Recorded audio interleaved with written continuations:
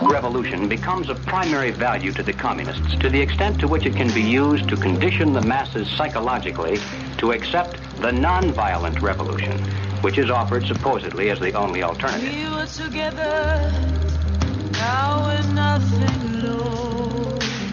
We've been through revolution before, America. We survived a civil war. And it was a revolution that started this great nation over 200 years ago.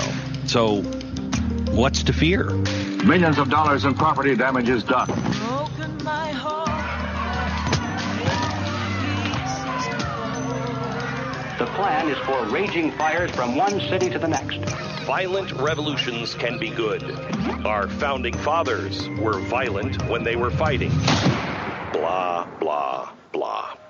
That's what the uninformed say. That's what they say as the left slowly begins pushing that word to the forefront of our discussions, normalizing it.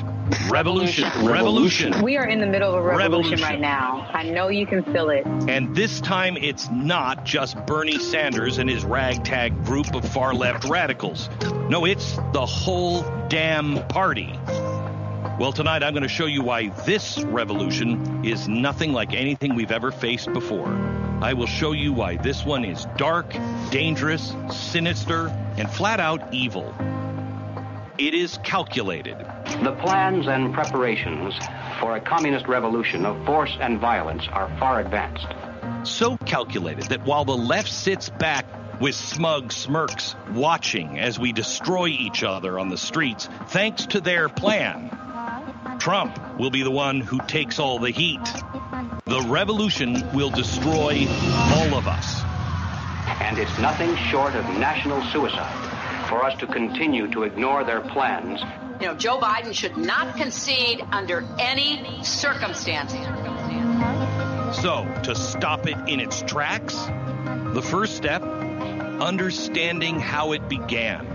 Because while we've been hit in the face with story after story and riot after riot and death after death, come on, OG, stay with me. Come on, OG. We've been left unable to sit back and truly see how all of this is connected and fits together.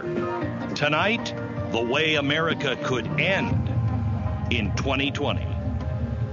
Hey, everyone. This is Celebrate Truth Radio. Hello, I am your host, Robbie Davidson. And what you heard is a clip from Glenn Beck, Could America End in 2020 with Civil War? I uploaded this on my channel about a month ago, September 18th, I believe, and it's been very, very popular. I thought it was important getting so close now to the election. The stakes are incredibly high. Not sure where you stand. If you're, well, it doesn't matter. You're with one side or the other, but we face a situation like we've never seen before, ever in, I'd say, world history. To the extent of what's going on right now in America, the whole world will be watching in days. We're right around the corner from one of the biggest elections, I would say, ever in U.S. history. Again, this will affect the world. This will affect more than just the U.S.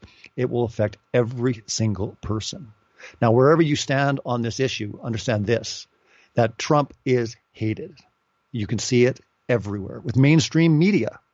You can see it with the Pope, with the royal family, with all globalists, anyone connected with the UN, the World Health Organization, anything to do with advancing the New World Order.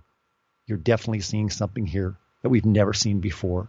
Everyone coming together against one person. And you can say, oh, it's all part of the ruse, or it's all part of the stage. I'm sorry. There's too many people now that are seeing the obvious facts that what we're seeing right now is nothing close to what Clinton and Bush was. This is something truly remarkable. The stakes are very high. And what you're going to see now in this presentation, obviously listening to it on the radio, you'll be able to hear exactly the way this was all planned. And now that they're moving everything forward, again, how they're going to bring it upon the world, pretty much. The U.S. is pretty much the last country that needs to fold in order for them to advance the New World Order to the extent that they want to. It's always been in the way. They see it now as a good opportunity to move forward with that plan, whether it's coronavirus, whether it's the economy, whether it's a good position in time. The fact is, even when it came to the World Economic Forum, they said, let's not let a crisis go to waste. In January 2021, they'll have a meeting at Davos called the Great Reset. They are very, very serious about what they're planning. In order to get this Great Reset, they need social unrest. They need climate change. They need all these initiatives to move forward. This is much bigger than just politics. This is much bigger than just Trump or Biden. Wherever you stand on the issue, understand this. This is major. Please listen in. We will be discussing this through the broadcast.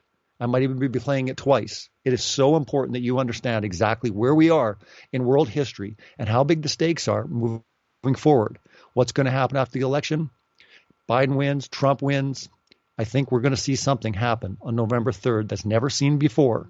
It'll be the most contested, the most chaotic, the most polarizing and violent time that we've seen coming up. If you thought 2020 was crazy already, you haven't seen nothing yet. It's about to get even crazier. No matter what the outcome of this election is, they're moving forward.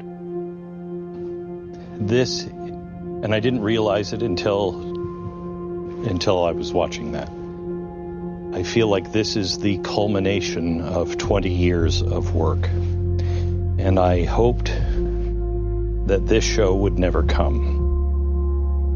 Let me preface everything that I'm going to show you tonight. I wish was wrong, but I know it is not. Tonight's show is so important that we are putting it up on YouTube. I dare them. I want you to censor it. Go ahead. Tell me where we're wrong.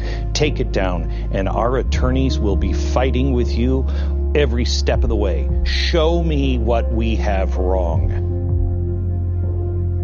I'm also offering $20 off Blaze TV subscription if you use the promo code BANTHIS. We need as many people aware of this as possible, because how you react to it is going to be the key to our survival. This is incredibly important, and there is a reason why I'm playing Glenn Beck tonight. Wherever you stand with Glenn Beck, it doesn't matter. The research he's done on history and on revolutions and how they bring it upon the United States, he's been talking about this for a very long time. You will see the shocking evidence to support we are here. We are absolutely here in 2020. Tonight, I'm going to talk to you about civil war and the destruction of America as we know it. I've talked to so many people at very high levels, and I've run this theory over and over and over every way I can, and with so many different people who look at things differently than I do, and none of them have said, no, you have this wrong. What they've said is you've missed this too. Civil war, it's going to begin at the election. And I want you to take everything that I say. Do not believe me. I pray that I'm wrong. Let me know if we're wrong. Do your own homework. Trust, but verify. And if you don't trust me, that's fine. Just verify. And this is the most important thing. You are going to realize that your country is in its final stage. It is only in its final stage if you don't know you are being played, if you don't know what's about to happen, and if you strike out or add to the chaos in any way, you will be an accelerant on this fire. You must trust in God. You must pray like you've never prayed before for the next 3 months.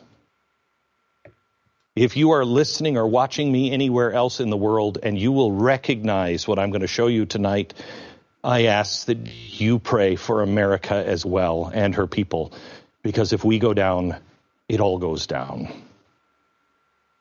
Please do not add to the chaos. Okay.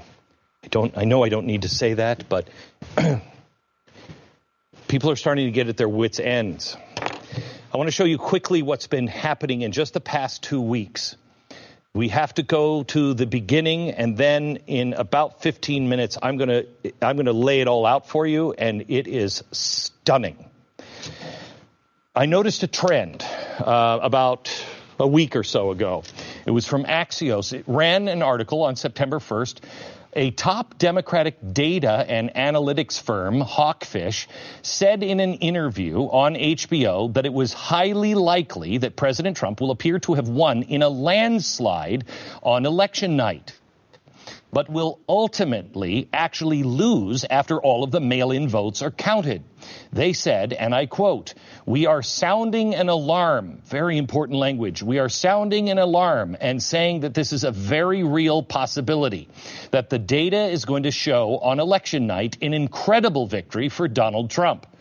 When every legitimate vote is tallied and we get to that final day, which will be someday after Election Day, it will in fact show what happened on election night was exactly that, a mirage." I'm going to, over the next few weeks on radio and television, I'm going to take all of these apart one by one so you can clearly understand, but I have to go through so much information today, so just try to stick with me. No surprise of what's going on here. We've known from the start why the left wants to fundamentally alter the way Americans vote. The last time it was attempted, I believe, was in 1865, where they tried to steal it from Abraham Lincoln. They failed and were exposed.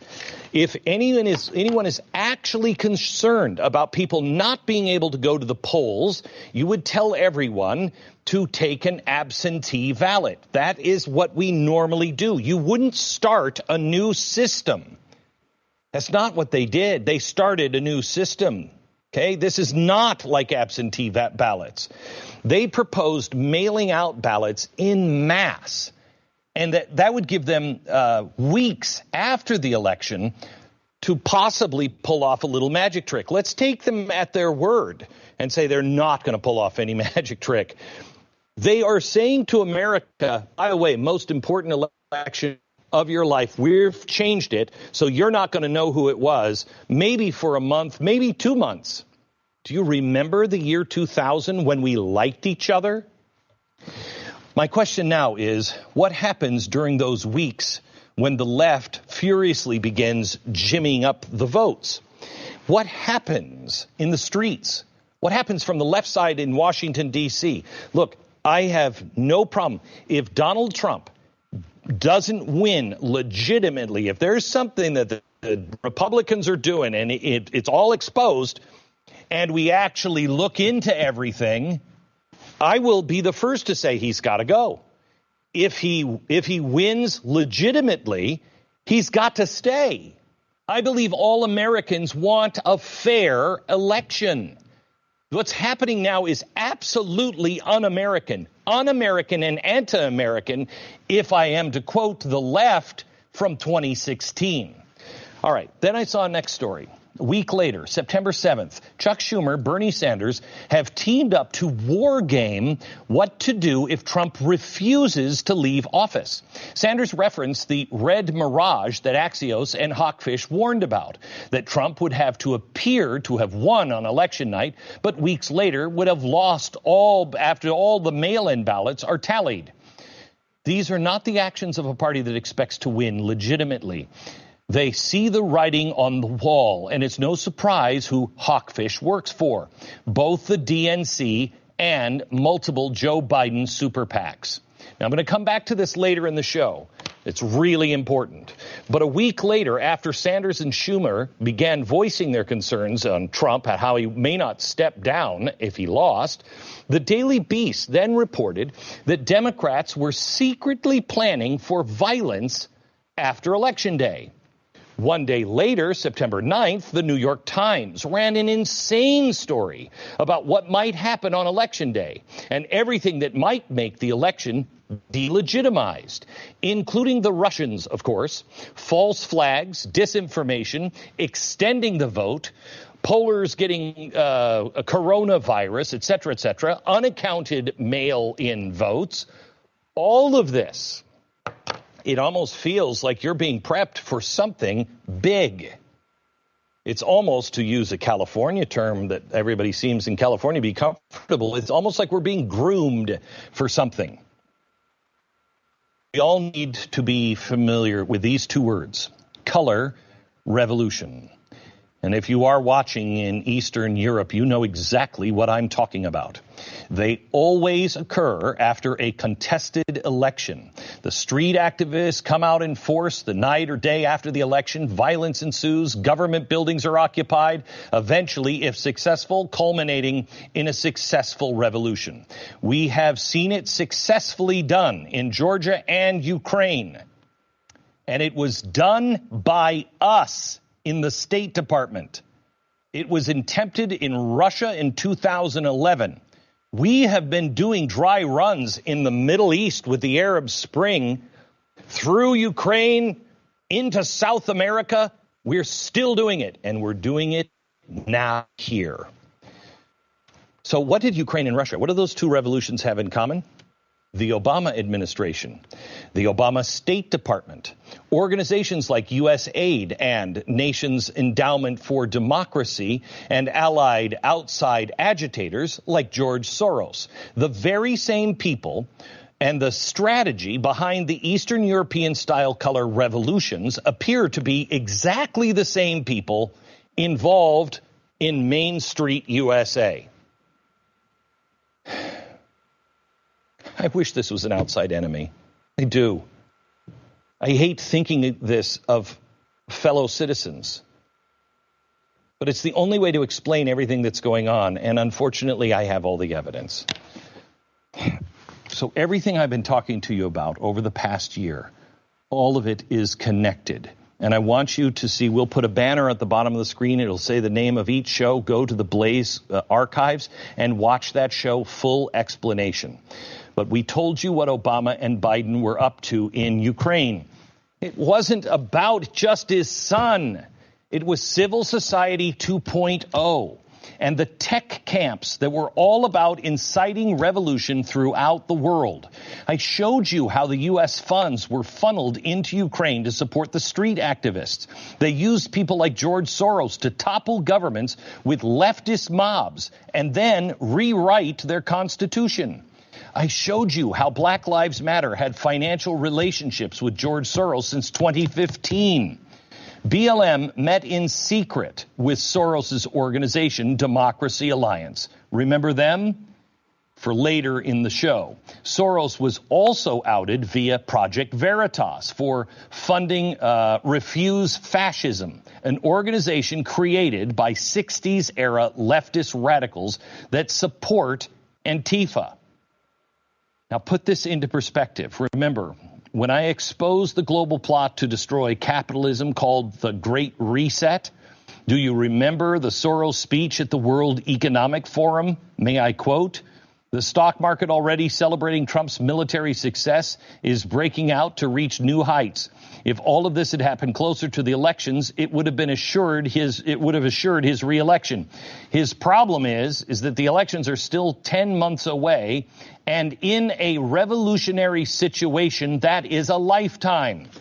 What revolutionary situation before COVID, before the police, before all of that? What revolutionary situation? Why do you think that the Democrats still say that Stacey Abrams won the Georgia governor's election? She lost by 50,000 votes. That's not even close. Who is she? She doesn't matter in the slightest unless it was never about her. They wanted to plant the seeds of what they're doing right now, that an election could be stolen, and burn that into your brain. I will show all of it to you in a few minutes. Why did the Democrats refuse to condemn the violent riots? Why are they starting to push Russian election interference again? What was up with the ridiculous conspiracy theory about the post office rigging the election when the post office union endorsed Biden? Why did Hillary Clinton say this just a couple of weeks ago? Joe Biden should not concede under any circumstances because I think this is going to drag out, and eventually I do believe he will win if we don't give an inch and if we are as focused and relentless as the other side is. Is that the American way of elections? All of the same people are connected and they are all involved. Their goal is a U.S. color revolution. This is what they've been doing. This is what they do best. They've done it before, and they are attempting to do it to us. They're not even really trying to hide it. They're expecting that you won't take it seriously. You won't connect the dots, that you won't go out and do your own homework and see in their own real documents, not from some blowhard by like me, but the actual documents, the video of them doing it. They're doing it out in the open right now. Why? They can't let it look like a conspiracy. We're being softened up and desensitized on what's about to happen in just 2 months. Everything now is a conspiracy theory. They want to remove the elected president of the United States, and they want you to believe that it was all his fault, that he engineered some sort of crazy election night engineering. It's really quite brilliant. It's insane, but brilliant. I think that's the point. It's absolutely insane how far these people are going this year. If you understand what's happening on the back end of things, as Glenn reports and as he's looked at throughout history, the preparation for all of this stuff being put together, it looks like the time is now. Truly, we are in unprecedented times. The entire plan hinges on two things. First, they're relying on us being stupid. Everything falls apart if you understand and recognize what they're really doing and you don't play into it. Second, they're counting on us not connecting what they did in places like Ukraine and what's going on here at home. And it's stunning. Tonight, I'm going to pull the curtain back on all of it. Who's behind it, how they're pulling it off, and the process has already begun.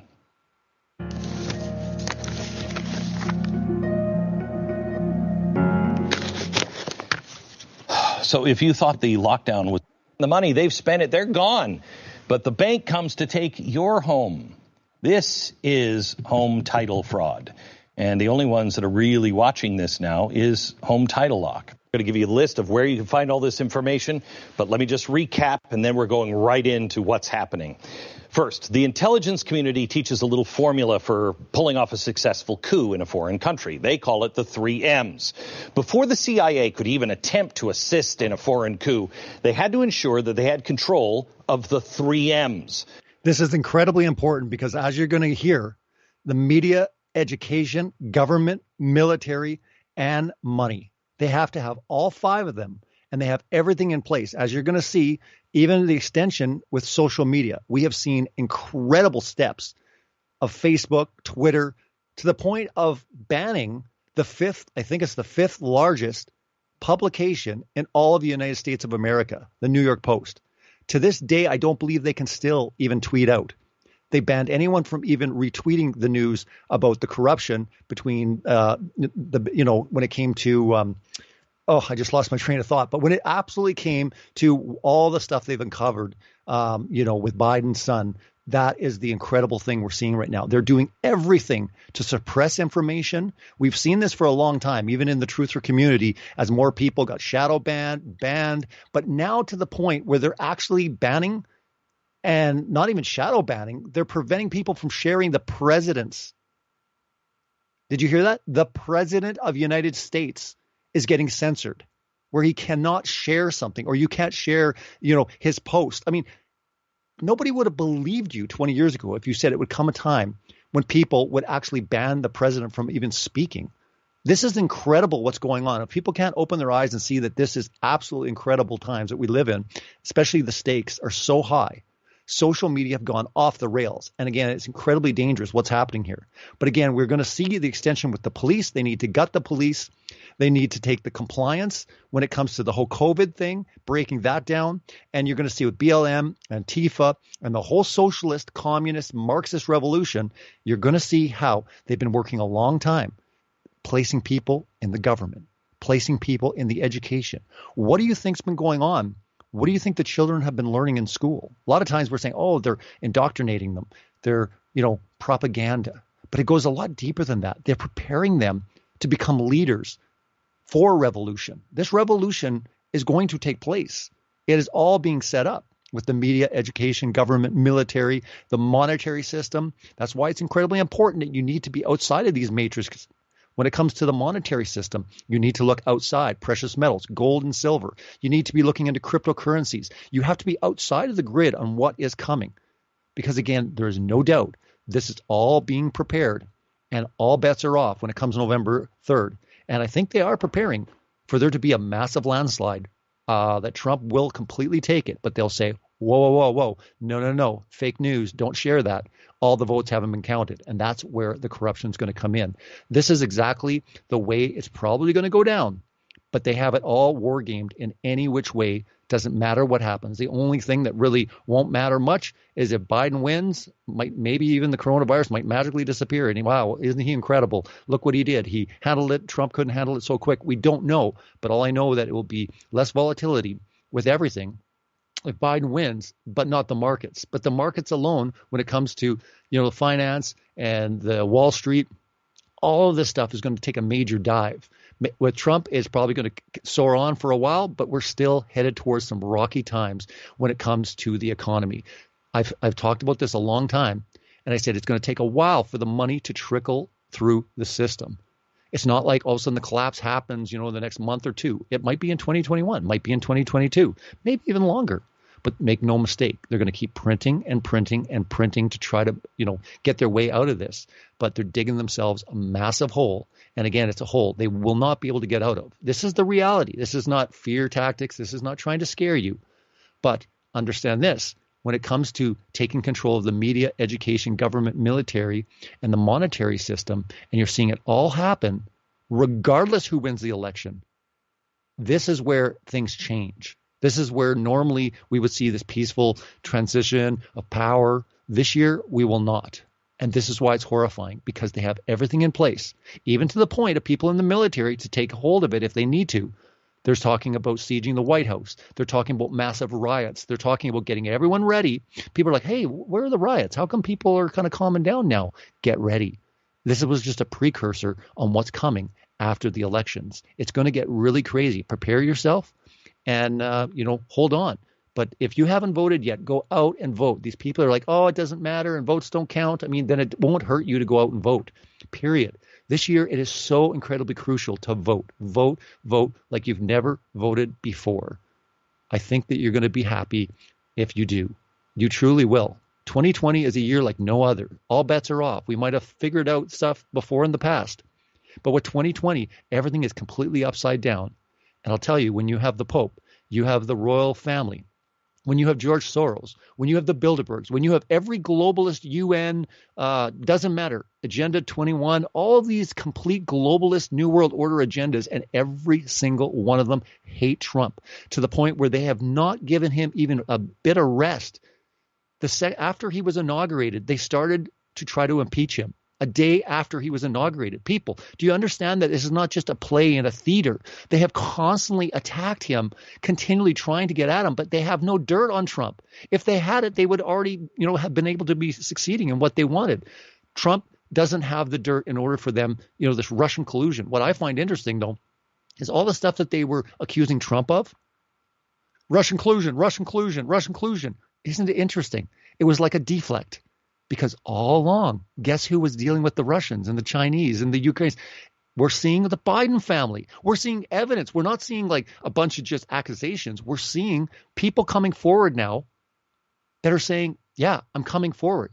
I was the CEO of the company that the Biden set up and said, we want you to be the front man. He's got the emails. The emails have already been verified by multiple sources. They're legit. The computer itself. And it's interesting, Glenn Beck, speaking of which, because we're listening to what he's having to say tonight as a stern warning of what is coming. He's gone so far as to say that Biden, the son, he secretly was crying out on the inside. Because why would he drop off that computer? If you actually start looking into it, it's almost like he wanted it to end. He's a very, very troubled boy, man. You look at the drugs and the drinking and all that, and you look at the email correspondence now, you see a real torn person that's warring within. Now, I don't know. And again, Glenn Beck hasn't said that either. But he said it's a real possibility that he just wanted it to end. He dropped off the computer. He left it there. Why would he do that? But again, it has been confirmed. Don't listen to the fake news saying, oh, it's all Russian propaganda. It is going to come out, whether before the election or after. There's going to be investigations and all sorts of things happening. Now, interesting enough, what if Biden does win and all of a sudden they find out, all this evidence comes against Biden and they arrest him and, then what happens? Oh, wait a minute, Kamala Harris. Isn't that how it works? Like if a president got charged with like treason, would the vice president pick up? Again, I really don't know. I'm not that familiar, but I'm thinking that possibly could be something that could happen. Either way, Biden is just a patsy. They're grooming Kamala Harris to be the president, the first woman president. There is no doubt in my mind. And I'll tell you one thing. I've said this jokingly to people. And again, I'm not a fan of Hillary at all. Hillary Clinton, no way at all. But if I had the choice between Hillary and Kamala Harris, Hillary hands down. That's how crazy Kamala Harris is. She is Marxist, communist. She is like destroy America. America is racist and white supremacist, and she's just crazy. We can't have that. So again, we're going to see some crazy stuff happen after November 3rd. Regardless, whatever the outcome is, it is going to be the wildest ride since we started 2020. If you think that things were crazy before, get ready. It's only begun. Media, military, and a whole lot of money. Now, I want to make it clear, I'm not saying the CIA was involved in this, but you saw this play out recently to a T in the recent coup attempt in Turkey. The coup was driven by a large faction of the military, First M. Soldiers then seized newspaper outlets and even took over CNN, media. The coup sympathizers had plenty of money. That's what drove Erdogan to begin seizing the banks. It is very simple, but it is effective. But that isn't enough to take over America. This is how violent coups go down in foreign countries. And it's interesting how all three steps appear on my chalkboard that I drew up about 2007 or 8 when I realized we are being trained. We're going to go into revolution. How do we stop it? What do they need to take over? So I made these categories after speaking to several very educated people who are currently hiding out in universities. But these are the things that are needed by radical actors to pull off a successful revolution and upend a country like ours. I have the media, just like the CIA, the 3Ms. You control the flow of information. The left has already dominated this step. I can't believe what they're asking us to deny, what we see with our own eyes. And they have everybody, MSNBC, CNN, New York Times, the Washington Post, all of them. Independent outlets like Blaze TV, basically all that's left. You go to Fox? Okay, well, Roger Ailes left. Not the same network, good thing and bad thing. Not the same network. Rupert Murdoch is 89 years old, and his family isn't real conservative. I think the only one that's really putting the puzzle pieces together is Tucker Carlson. And the newsroom is exactly the same at CNN, and I know it because I worked there. I also grouped Hollywood in this first one because some people don't watch the news. They listen to Cardi B. Pretty much everyone watches TV and movies. And you can't indoctrinate just through the news. You have to get to the culture first. It leads. Democrats have infiltrated and dominated Hollywood forever. And the bias is painfully obvious. But have you seen how different television is? You can't even watch an award show anymore. You can't watch anything.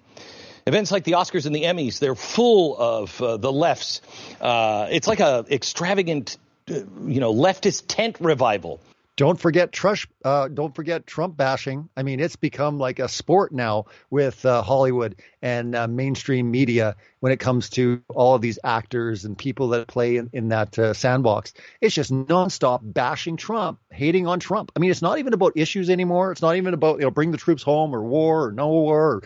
It's literally Trump is a fascist, racist, bigoted, it's just everything is nuts. It's a xenophobe. It's just all name calling. It's just absolute name calling. No debate, no discussion anymore. Just shut it down. You're a hater. You're a racist. Hey, are you white? Yep, you're a racist. Well, no, I'm not. I love everyone. No, you're white.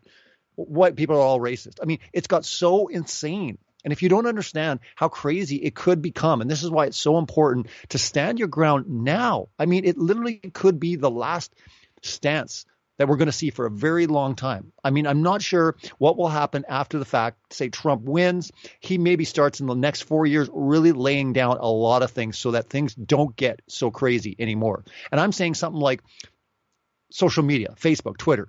Maybe he makes them utilities like the telephone. Social media is now more important than the telephone. And anything that basically is something that people need should be a utility. It's the fairest and smartest thing to do. Then they wouldn't be able to get away with shutting people down. I mean, you don't have a voice anymore. You don't have a voice anymore if all of a sudden you get your account shut down. Why are they the arbiters of truth?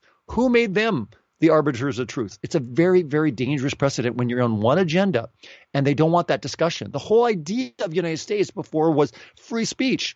I don't have to like what you say, but I'll stand up for the right for you to say it. That was the motto, and that is important. Yeah, that drives me crazy what that person's saying. But you know what?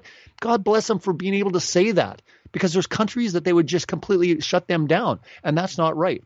We need to stand our ground. This is incredibly important. If you don't see how serious things are getting, you know, what is it going to take for like Trump just to have his Twitter banned and Facebook banned where he can't post anymore? And they're like, well, good on that. You know, he's crazy. Really? The president of the United States being completely blocked? Like, what is it going to take? Your whole family being blocked before you're like, hey, this is out of control. This is out of control. It's like shutting down your phone because you had a conversation one day with someone and they didn't like it, the telecom, so they shut down your phone. You can't make any more phone calls. I mean, people, this is crazy. This is what goes on in communist China, and it's coming to America. I would say it's already here. They're trying to push in the doors. We can't let them. Stand your ground. But all the shows are doing the same thing. You control the flow of information and you control the culture, and you can direct the narrative. You also have to ensure that you can indoctrinate the young and the vulnerable. That's why you also need education. Progressives have been infiltrating colleges and universities since the turn of the last century. A new study published by the National Association of Scholars found the ratio of Democratic professors to Republicans is 12.7 to 1. And those are Republicans. I don't even know if they believe in the Constitution. They are indoctrinating young adults who then go out into the workforce. Many of them become school board officials, union heads, and teachers. I just spent 2 weeks exposing Marxism, Black Lives Matter, critical race theory, all being taught now in K through 12 schools. How is it happening? They are backed up by powerful unions. The most powerful union in the country is the National Education Association. It's the largest in the country. The next is the government. You have to have some players inside. Democrats already control the House and the radical wing of the party, rapidly pushing it further to the left. We're not talking about Democrats or liberals. We are talking about Marxists and leftists that want to overturn the Constitution. Now, that party, the Democratic Party, is gone. They're a Marxist party now. They have no spine against the Marxists, but they lack the Senate and the executive branch. But elements of the liberal deep state, or the Marxist deep state, are picking up the slack. The State Department was using a Soros-linked media tracking tool to monitor conservatives and Trump allies. And all of this, not to mention what the DOJ, FBI, and CIA was doing to Trump. I also have the military, and I'm going to come back to this. But multiple former high military brass have already come out publicly against Trump. In fact, one of them was, why aren't we using the Insurrection Act to stop what's happening on our streets?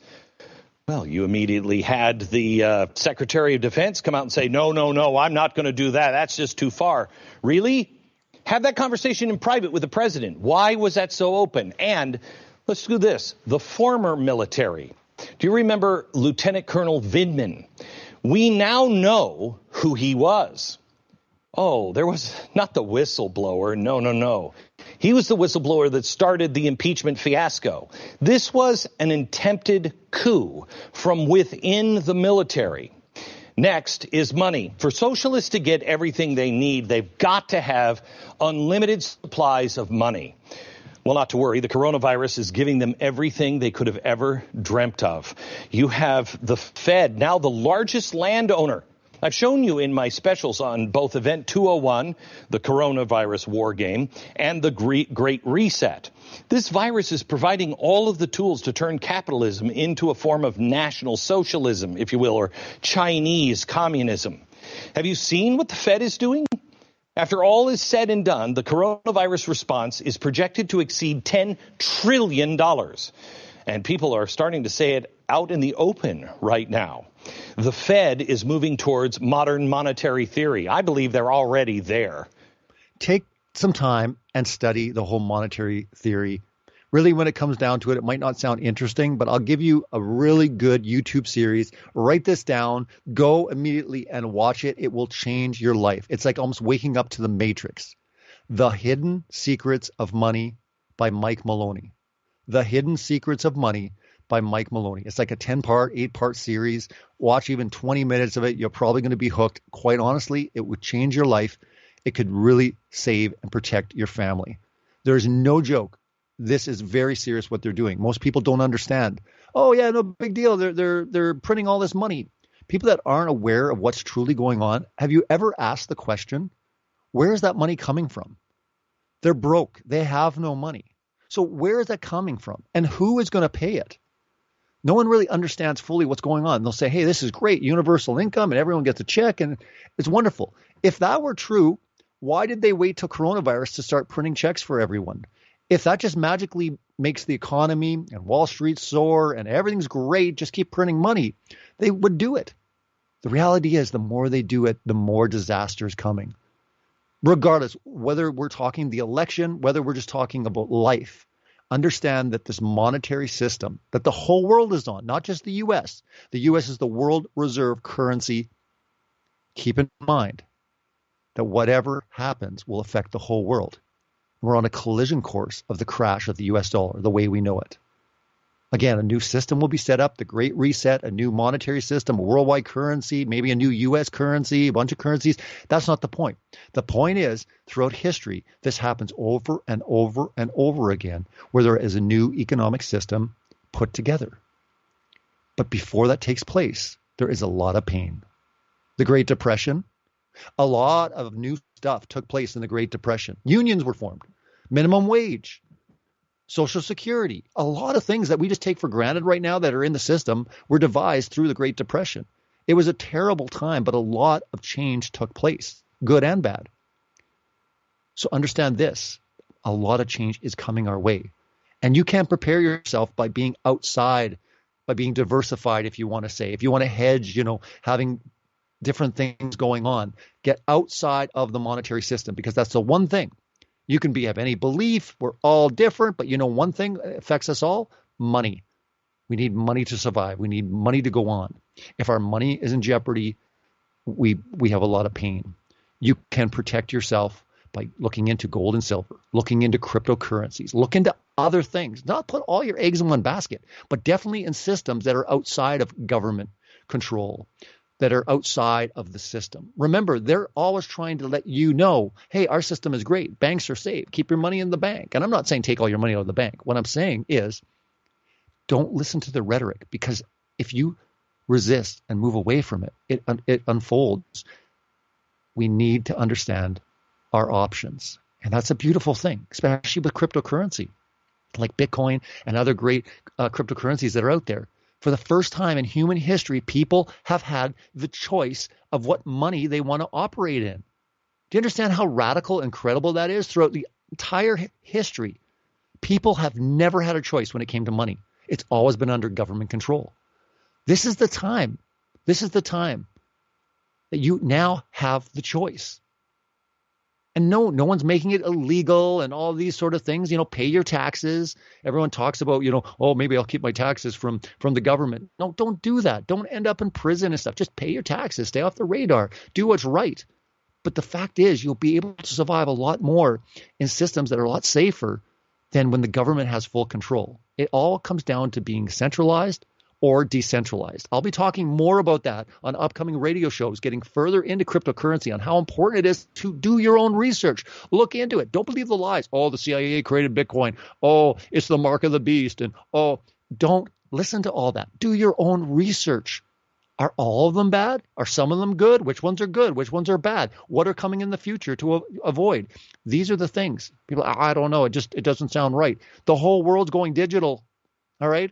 People said the internet wouldn't be around. Oh, the internet's a fad. I remember when I started creating websites in 1999, people were telling me it's a fad. I went through the .com crash. I ran websites for like a good decade. Very successful, large websites. I went through the .com crash. What happened after the .com crash? We have places like Amazon. I remember watching Amazon, and the shareholders were like so frustrated. It lost money year after year after year. It's like 10 years. It's still bleeding. It's still losing money. But you know what? These people had faith in Jeff Bezos and what he was trying to accomplish. And I'll tell you one thing. Yeah, a lot of .coms went away, but the internet is not gone away. These companies are larger than life. They're huge. I mean, if anything, they're now too big, and that's a whole other discussion. My point is this: cryptocurrencies and the blockchain is the future. And finance, whether you like it or not, will all be put on it in the future. Some of them centralized and controlled by the government, and some outside of it. You'll have the choice. Make your choice. Do your own research. It's the belief that governments with sovereign currencies can print or coin money to support full employment or essentially any government program they want. When they've shut down all of our restaurants and our businesses, where are you going to get your money? Don't worry, from a Fed bank. It goes against every sane economic model in the history of debt. Does it mean nothing? What about inflation? Nothing. Are we the science deniers? Modern monetary theory is how they plan on creating the ultimate centrally controlled authoritarian welfare state globally. Now, you know why they continue to say we need to lock everything back down? Because of that. They must have it collapse. This is not my theory. These are facts. Go to the World Economic Forum's website itself and look up the Great Reset. They need also control over the police. What do? You got to gut the police. You can't have the police and the sheriffs being the last line of defense. This is why, one part of the reason why Black Lives Matter exists. BLM hits the streets and the mainstream media perpetuates the lies that all the police are racist. Democratic lawmakers then have the leverage to push things like defunding and disbanding entire police departments. They're crying out now in Minneapolis. What do? We're calling the police. They're not coming. Of course not. If that strategy fails, George Soros, while simultaneously funding Black Lives Matter, is also quietly buying up district attorneys all over the country. They're undermining police and completely overhauling the U.S. justice system. We've done these shows all year long. But none of the... It's funny. I want to break in here. When it comes to this entire dialogue, it's kind of frustrating in a way as truthers when we've just been so much apathy when it came to the political system. Oh, it's rigged. It's no big deal. On the local level, when it came to like sheriffs, just like he was talking about, the police are the last line of defense when it comes to tyrannical governments. And yet we didn't take an active interest in really playing a part of the politics when it came to the local, the state level. You know, they just ran right in with all these things, brought up teachers, the schooling, all this stuff got put in. And I guess it's just frustrating. And I'm part of it as well. I got duped into the whole thing like, oh, it's all an illusion. It's all a stage. What can you do? It's all bought and paid for. We have no control. No, it's not true. We definitely did. We should have been saying something louder. We should have been, standing on the rooftops and saying no, and being in those meetings and being at those political events. We should have been doing that through this time because, again, like George Soros and these other world leaders, they're placing people strategically in levels of government, in levels of education. Why not education? I mean, if you didn't want to get involved with politics, why not sit there and start going to these education, committees and all these things of what's going to be taught to the next generation? It's going to get worse and worse and worse. And yet we just sat back and said, yeah, no, not much we can do. It's all evil and let's just go expose things and let's expose them, but let's not stand up and have our voice heard. That was the only difference what took place. Honestly, people, I think that we are at a pivotal point in history. Now is your time to stand. Stand. If you've never done it before, what is it going to hurt? A lot of people say, well, it's not going to do anything. Our votes don't count. Then fine. It won't hurt anything if you do it this year. Do it. Say 2020 was the first year I ever voted. Make that something that you can be proud to say. Why not? It's not going to hurt. You don't believe it's going to have any effect anyway, so there's no big deal, is it? It is. It is a very big deal, or they wouldn't be going this crazy about the election. If the election is all rigged and they can just do whatever they want, why are they so scared? Why are they wargaming all the plans if there's a Trump landslide? Why are they talking about, doing a siege on the White House? Why are they talking about all these different things they're going to implement based on the fact that they don't have full control of it? I'm not saying that elections can't be rigged. I'm just saying it's really hard to do it completely through every single state. You might be able to do it in one state. I mean, California, probably, most likely rigged completely, right? But I'm saying there are certain things. The way that U.S. was set up was to safeguard these systems. The Electoral College was brilliant. The forefathers that actually put the system together are very smart men. They're not a bunch of white supremacist evil guys that just built America on evil and stuff. They were absolutely intelligent, and they understood tyrannical governments. They understood dangers, and they put a thing in place that would be very, very smart to put into place. Again, I'm talking mainly for the people that have bought into this whole idea that, the Republicans and Democrats are the same thing. And you know what? I go so far as to say you're right. But we're not talking about Republicans and Democrats. We're talking about Republicans and communist Marxists. We're talking about literally something so far off the left or so far off Democrat. There is no more Democrat Party. There is no more left. This is like so far off the cliff left, it's not even funny. That's the point. The point is, it is so incredibly radical. Why wouldn't you stand against it and saying, I don't want that. Maybe I don't want this, but that I don't want. That is going to change my kids. That's going to change my life. That is going to be a big mess. So anyways, I'm just going off and I'm talking more and more about this. And I know it's, like I said, we're like days down. What are we, 10, 11 days to the election? It's days away.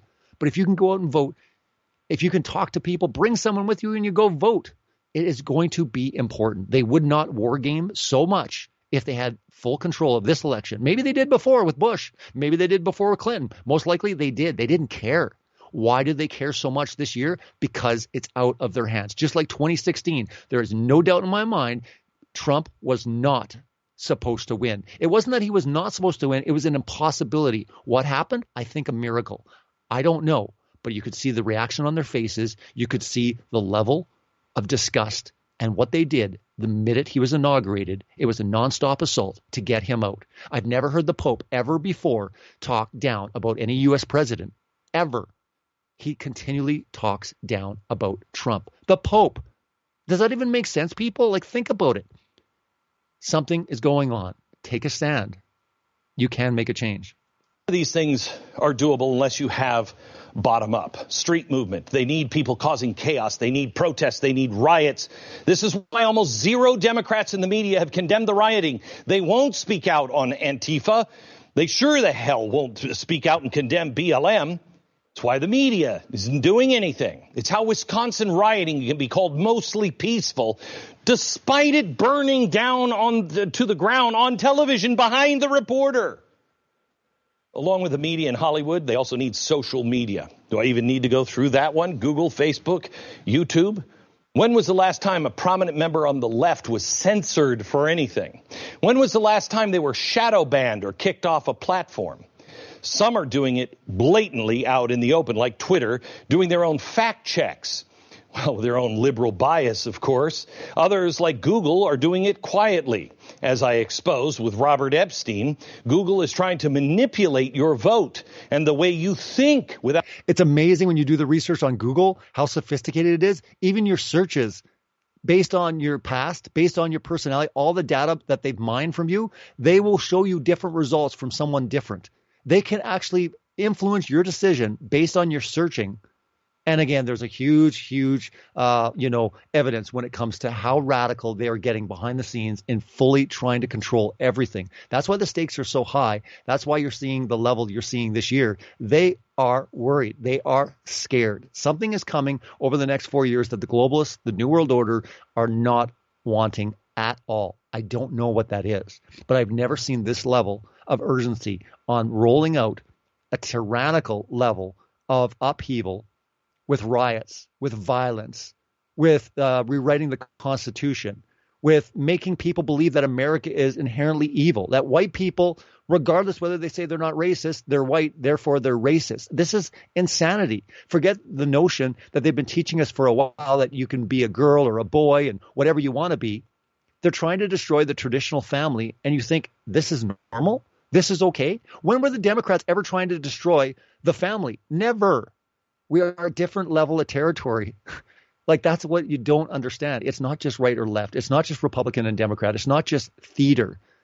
The stakes are incredibly high, incredibly high. It's like a sign from God saying you have your two choices.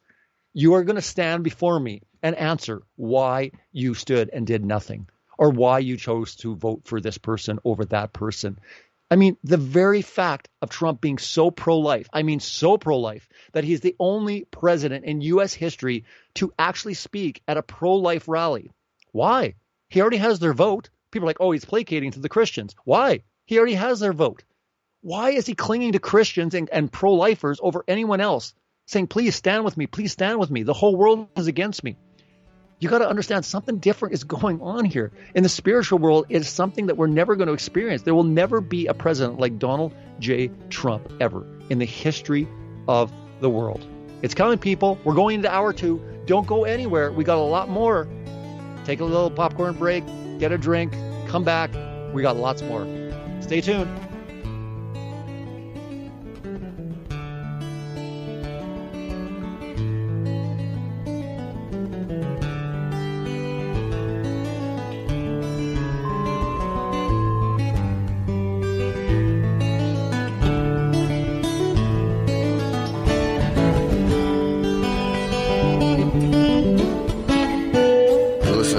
Radio at freedomslips.com, and we'll be right back after this message.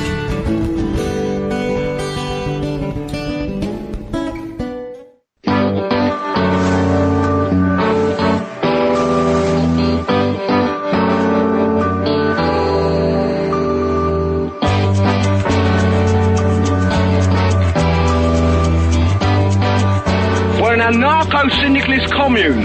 We take it in turns to act as a sort of executive officer for the week. Yes. But all the decisions of that officer have to be ratified at a special bi-weekly meeting. Yes, I see. By a civil majority in the case of purely internal affairs. Be quiet. But by a 2/3 majority in the case of more Be quiet. I order you to be quiet. Look, you stupid bastard, you've got no arms left. Yes, I have. Look, it's just a flesh wound. I don't believe I've seen such a display of courage, skill, nerve, grace, and stupidity. I'll do you for that. Oh, what? Come here. What are you going to do, bleed on me? I'm invincible. You're a loony. The Black Knight always triumphs. Roundtable Live, Monday through Friday, 1 a.m. till 4 a.m. Eastern Time. Bring your mind, bring your ideas, bring your voice. King Arthur had nothing on us here at Revolution Radio, freedomslips.com.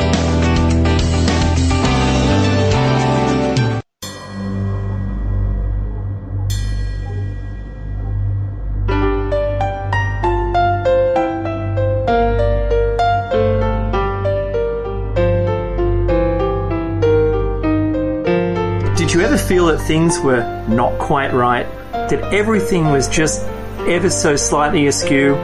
Do you have, to paraphrase Morpheus, a splinter in your mind?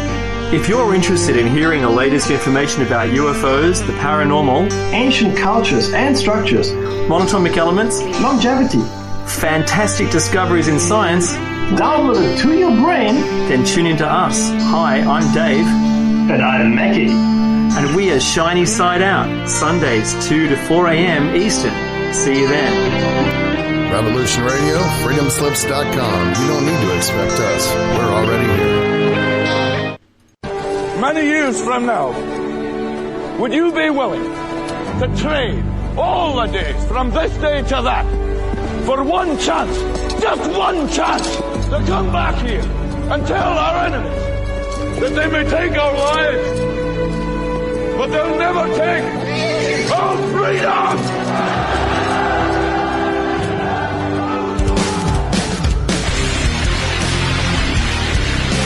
The future is uncertain. I know this. Death is inevitable. I know this. But one thing is certain. As free men, it is our right to live unencumbered and in peace. And those times are quickly drawing to an end. And in these times, peace is certainly an illusion. And as the chains grow tighter, our ability to slip those chains increase incrementally with every passing moment. Inaction is no longer an option. It's time to raise our voices like a cacophony of thunder and lightning and tell the masters no more. And this is Nighthawk, and I say, for myself, no more. Revolution Radio, freedomslips.com, because the freedom is slipping away.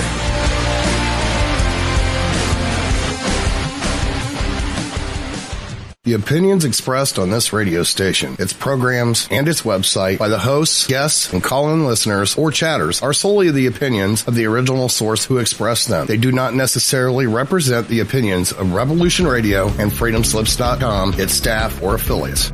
You're listening to Revolution Radio, freedomslips.com, 100% listener-supported radio, and now we return you to your host.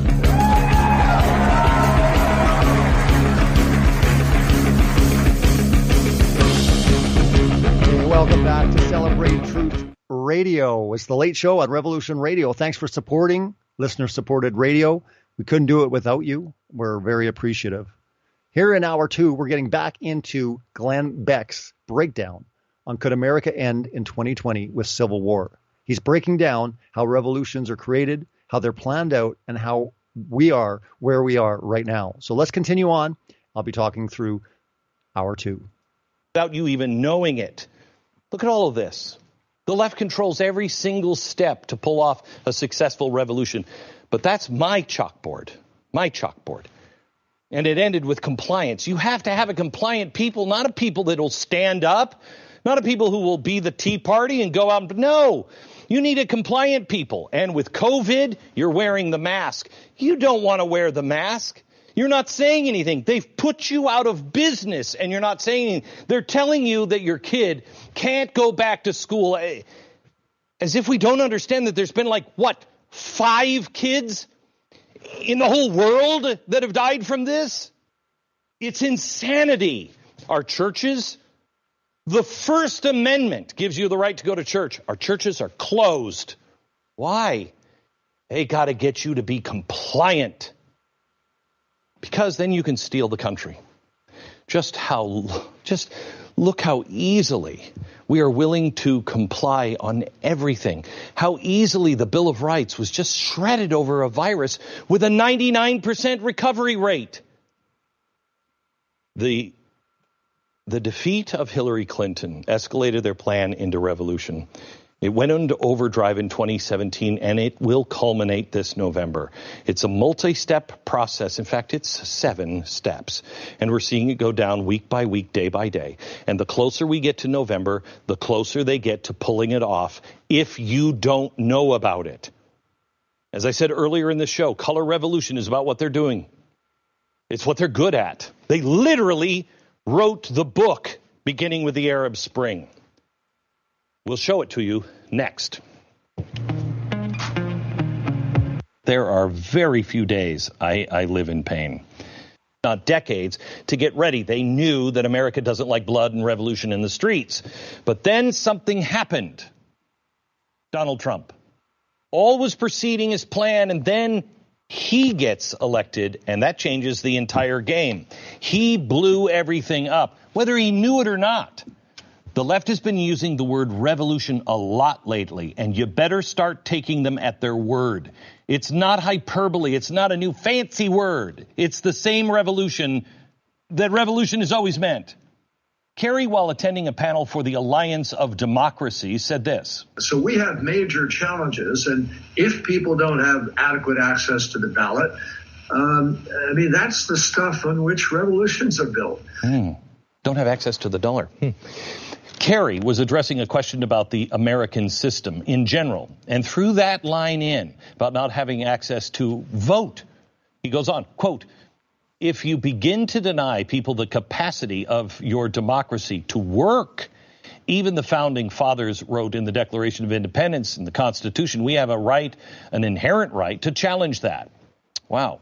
But for Kerry, all is not lost. He's encouraged by something. What encourages me is this incredible spontaneous reaction to the killing of George Floyd by those police officers has unleashed a torrent of awareness that people see this unfairness now, and it's, I think, becoming a voting issue. and is becoming a voting issue. Wow, that's encouraging to him. A torrent of awareness and the deaths in the street.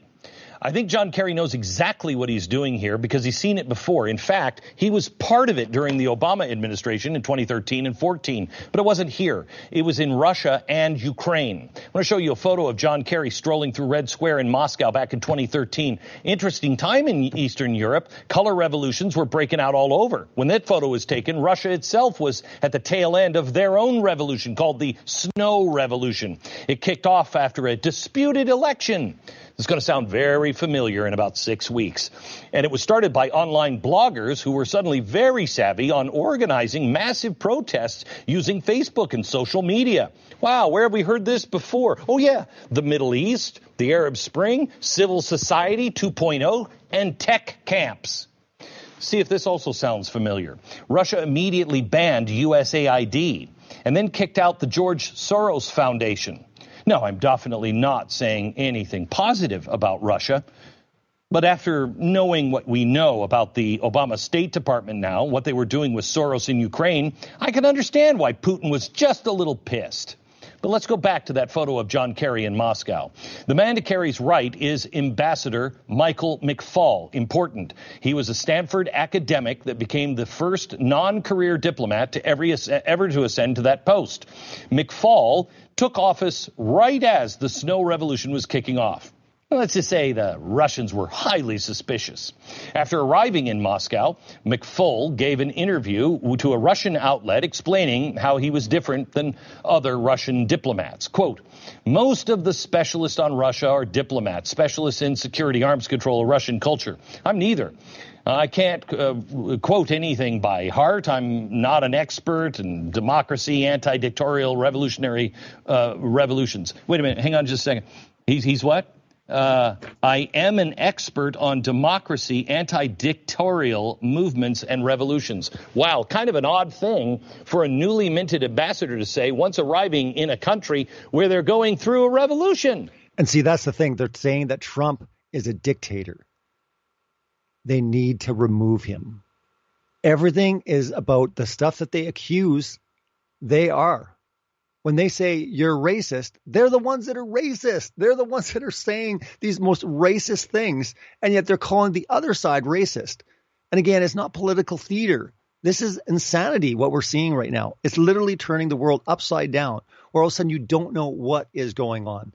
I mean, 2020 has been a roller coaster of a ride, absolutely. But all cylinders are on full right now, and they're moving forward at such a rapid speed.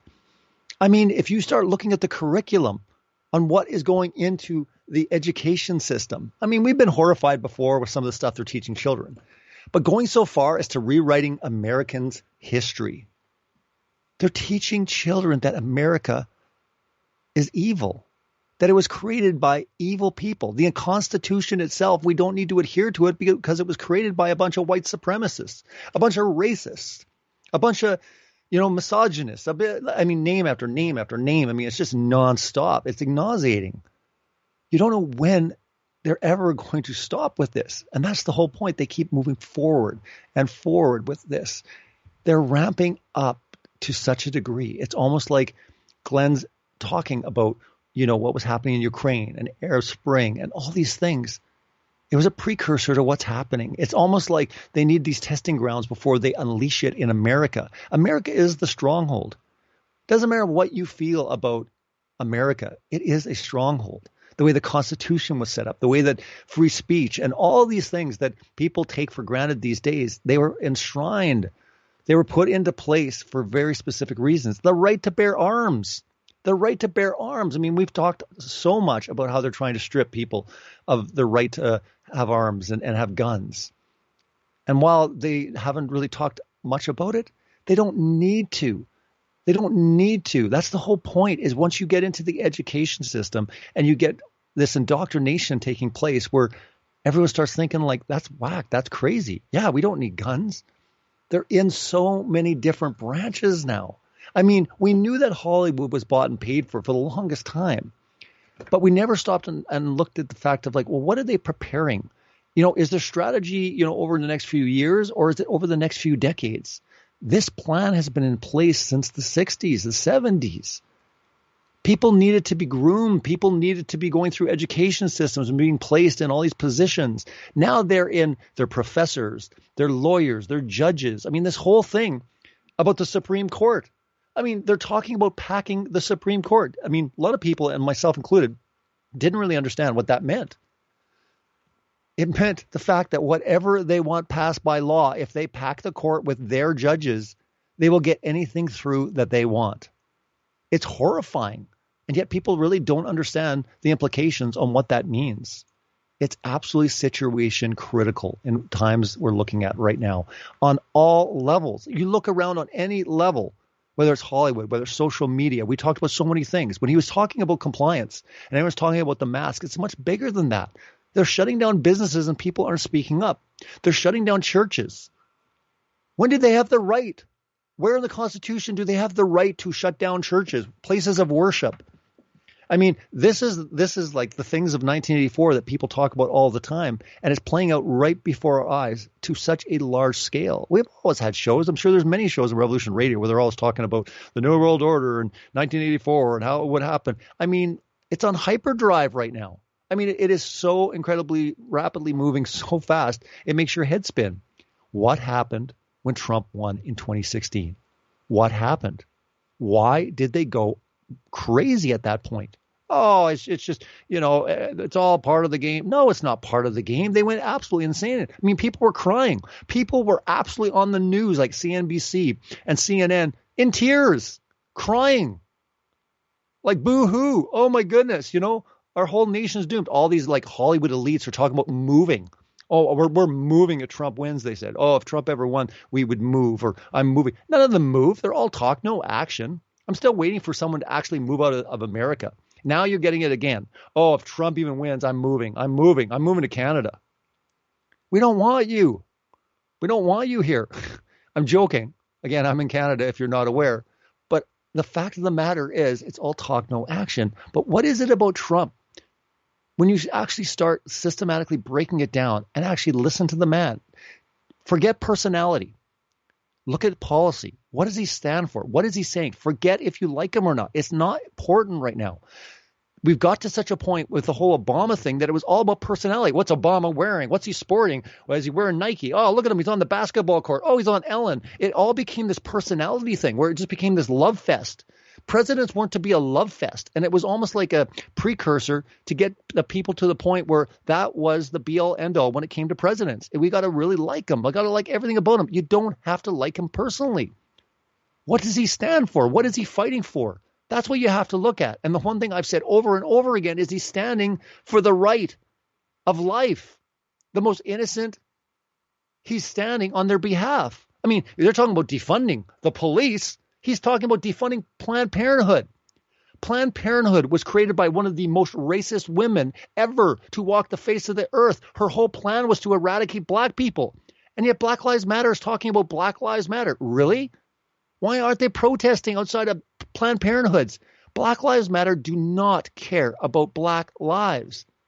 Black Lives Matter. Yes, they do. All lives matter. I know it drives people crazy, but no one rejects the statement Black Lives Matter, but it's a front. It's a front. It's not about Black Lives Matter. It's about pushing through an agenda, BLM, destroying the traditional family, moving forward with this. That is what's so crazy right now that people don't understand. It's so far gone right now in people's minds that they think, oh, that's great. They're fighting against racism. How was America racist? I mean, think of how far America has gone. I mean, maybe back in the day there was some of that stuff going on. Sure, whatever. I mean, it got to such a point. I mean, there are people of all sorts of ethnicities that are doing incredible things. They're in Hollywood. They're very successful. I mean, I went to America many, many times. I couldn't find it. I mean, show it to me. I could not see it. I've never run into a white supremacist where they're like, I hate black people and white people should rule and blah, blah, blah. I know they're out there. But again, people should have the right to have that right of expression. You don't have to agree with them. But now we're at a point where they'll shut you down if you don't go along with the narrative, like coronavirus. Heck, try to mention the drug. I'm only going to say the drug on this radio broadcast because who knows where this is going to end up, probably on YouTube at some point. And quite honestly, I've already had a video banned for mentioning it as a question mark. I wonder what it is. That was it. It was actually a mirrored video for peak prosperity, just saying, hey, question mark. I mean, I went through that video. It wasn't advocating it at all. But here's the interesting thing. Trump says it's good. The whole world says it's bad. Isn't that interesting? If Trump, here's the lunacy. If Trump came out and said, I want to mandate all masks, do you know what they would do? Rip the mask off their face in a sign of protest. That's how insane it is. It's not even about the mask, people. It is about doing absolute opposite of what Trump is doing. He is hated by the whole world. So get past the whole personality thing. Look at the policy, because he's not a politician. He's a businessman. It is so true. And you're seeing it play right out before your eyes. And so many of you can't see it. You're blinded by it. And I'm sorry, but many of you are going to wake up and you're going to regret this decision. You're going to long for the days of having a president like Trump 20 years from now, 15 years from now. You're going to beg and plead and pray that someone comes back like that. This is an exciting time in history. Stand for someone that is bucking the whole system, especially if you've been against the whole mainstream media narrative. You've been against the propaganda in Hollywood. You've been against the New World Order. You've been against all this system. And then you have someone standing against it, and he's evil. He's a tyrant. Oh, yeah, he's a tyrant? Name any type of federal mandate when it came to coronavirus. What did he do with any of the states? Said, let the states deal with it. He honored the Constitution right across the board. There is no evidence whatsoever that he is a tyrant or that he was trying to be a dictator of any sort. He could have. He surprised people that were even on his side. They were almost kind of wanting him to. And they're like, wow, I'm surprised at how restrained he is. He could do it right now and probably get away with it. And, who could do anything about it? He didn't. So all these things you worry about, martial law. I remember coronavirus, everyone's talking about it's happening. We're going into martial law. I said, no, we're not. I don't believe we are. I didn't know, but I just said, I don't believe that's the way it's going to play out. Martial law is a complete federal mandate.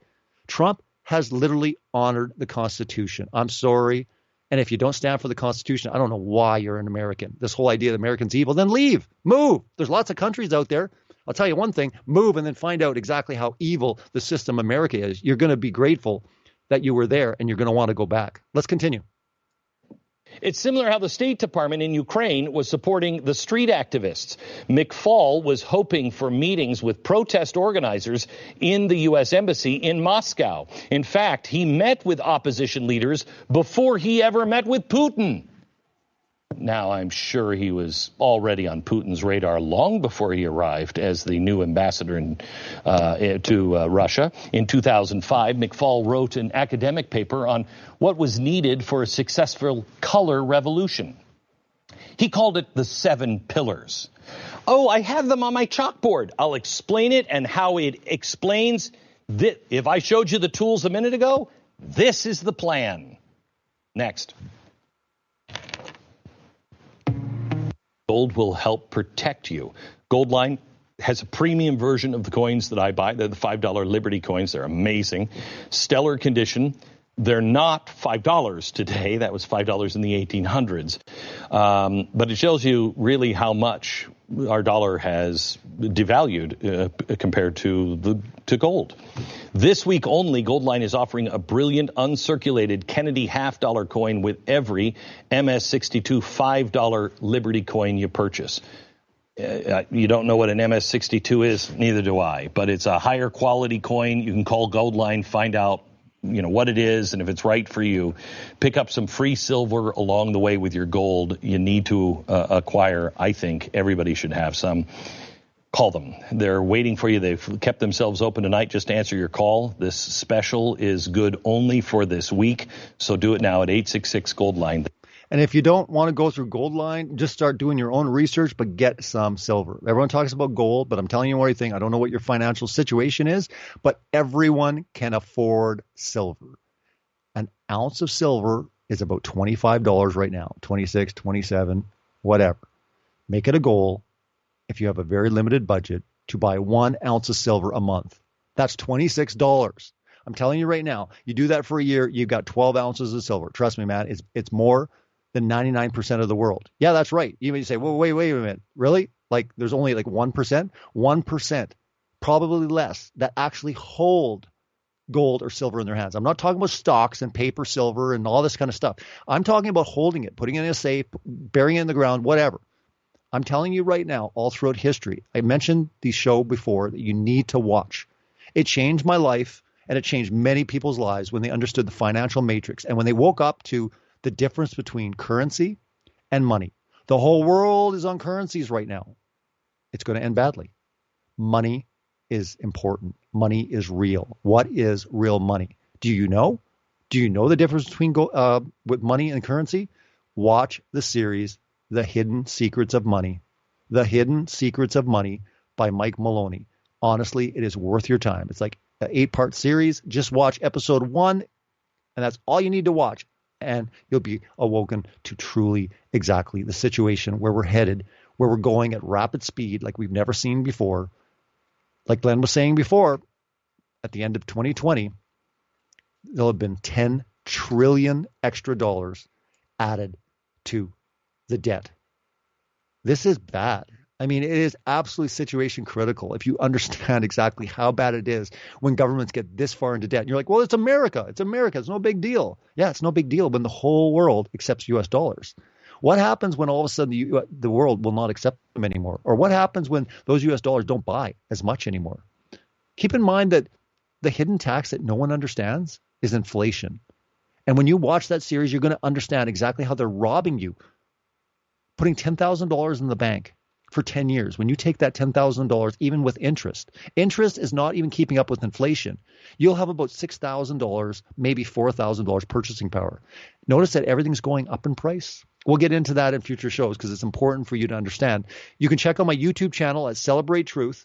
Check out the show I did with Rob Blackwell. We went through the whole financial system. We went into gold, silver. We went into cryptocurrencies. We went into it all. YouTube.com/Celebrate Truth. You can see all my previous shows there. You can check out the archives on Revolution Radio if you're a member. Make sure that you get equipped for what is coming our way. That is 866 Gold Line. I'm going to try desperately to get all of this in. This board represents my board, everything that you need to have. They have it all. Now, this is the Obama administration and State Department's 7 pillars of color revolution. The plan, how to use those tools, and then flip a country. All right, let's start with the first one. The first one is semi-autocratic regime. Well, we don't have a semi-autocratic regime. Are you kidding me? Have you noticed how many times people have been calling him a fascist? Fascist. He's fascist. He's fascist. Fascist. I've never heard the word more in 2020. Honestly, fascist. It's like, wait a minute. When you hear all this finger pointing and all these names being directed towards one person, look the other way and say, wait a minute, maybe it's a deflection. Maybe they truly are the fascist. When they say racist, xenophobe. When they say all these things, it's unbelievable, but it's all becoming clear that it was all a deflection. While they're finger pointing at Trump, no one looks at them. And I'll tell you one thing, it is dangerously evil what's coming our way. They are fascist. If the true definition, give me an example how President Trump was fascist in any which way through this whole coronavirus pandemic situation that we all find ourselves in. Show me. Pinpoint the place where you see it. How can you accuse someone of being fascist when they've never done anything and there's no evidence to support it? But yet that's where we are. That's where we are right now. People don't care. He's a fascist. I heard it on CNN. Therefore, he is. I feel very strongly that this man has taken on strong arm tactics. And I feel very strongly that he Got it. How many times have we heard this? Trump is literally Hitler over and over and over again. It's a meme at this point. There are books on it. There's daily news articles about it. And it doesn't make sense. The guy is not putting in the draconian laws, but they begged him to for COVID, and he wouldn't. So how is he the bad guy? How can you begin to make this comparison? Would Hitler have moved the embassy to Jerusalem? Would Hitler have ever been nominated for a Nobel Peace Prize, helping to broker the peace between Israel and the Arabs? It's so incredibly... Speaking of which, because you probably haven't seen this in the media, but the whole brokering peace with Israel, I mean, he's doing remarkable things. The latest country to come on board was Sudan. Sudan has actually joined in recognizing Israel. It's never happened before. There's been so much turmoil. They always talk about peace in the Middle East and stuff. I'm just saying that what's going on right now are crazy, incredible things. And yet the media isn't even reporting it. They're just calling him a fascist. He's evil and he's got to go. Ridiculous.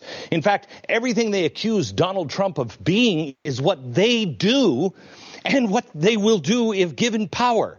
Joe Biden called for a national mask mandate. That is unconstitutional. Donald Trump didn't do it. Why? Because he doesn't have the power to do it. He said the states have to do it. An authoritarian would have done it anyway. Many have called for Trump to send in the troops to quell the riots. Donald Trump didn't do it. Why? Because it is first a city matter, then a state matter. The government, the federal government, is the very last resort. You can't just send them in. Wouldn't that be what an authoritarian would do? So why are they doing this? Well, they need to portray an image to the American people that Trump is a despot. It's the very first step in the process, literally started on day one when he got in. The media compared Trump to Hitler the day of the inauguration. But being an autocrat isn't enough. For the plan to work, step 2, he has to be an unpopular president. You have to have at least half of the country hating him. Remember this? I'm Keith Olbermann, and this is The Resistance. I'm confident now, even more so than I have been throughout the last year, that this nightmare presidency of Donald John Trump will end prematurely and end soon. And I am thus also confident that this is the correct moment to end this series of commentaries. Talk about it not aging well. All right. So what do you have? You have somebody who's very unpopular. Look how produced that segment is. Everything from the colors on the set, Olbermann's suit. The videos were designed to engage as many people as possible, to keep them engaged and have them coming back for more. Hashtag the resistance. It started on day one and spread like a wildfire all over the place. The resistance hit Trump for everything he did. He was constantly under attack by design, but it was always void of facts. That didn't matter. It rarely does. And the peaceful protest that took place right shortly after Trump won in 2016 wasn't enough. Wasn't enough. They're like, we need violence.